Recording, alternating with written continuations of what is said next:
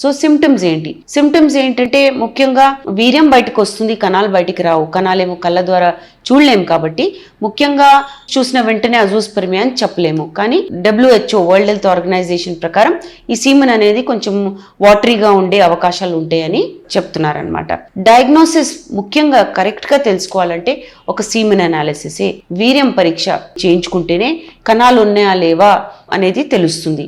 దీనివల్ల మనము అసలు ట్రీట్మెంట్ ఆప్షన్స్ ఏంటి అనేది కనుక్కోవచ్చు. లేదా ఇమేజింగ్ స్టడీస్ అంటే అల్ట్రాసౌండ్ స్కాన్ అంటాము, మ్యాగ్నెటిక్ రెజొనెన్స్ ఇమేజింగ్ MRI అంటాము, అల్ట్రాసౌండ్ ట్రాన్స్రెక్టల్ అల్ట్రాసౌండ్, వీటన్నిటి వల్ల కూడా బ్లాకేజెస్ ఉన్నాయా, అబ్నార్మాలిటీస్ ఉన్నాయా అని కనుక్కొని కూడా మనము దేనివల్ల అవుతుందో ఈ సమస్య అనేది కనుక్కోవచ్చు. హార్మోనల్ టెస్టింగ్ అంటే హార్మోన్స్ టెస్ట్ చేసుకోవాలి. ఎస్పెషలీ టెస్టోస్టిరోన్ అనే హార్మోన్స్ టెస్ట్ చేసుకుంటే కూడా ఈ స్పర్మ్స్ అనేవి బయటికి రాకపోవడానికి ఇది కారణమా అనేది కనుక్కోవచ్చు.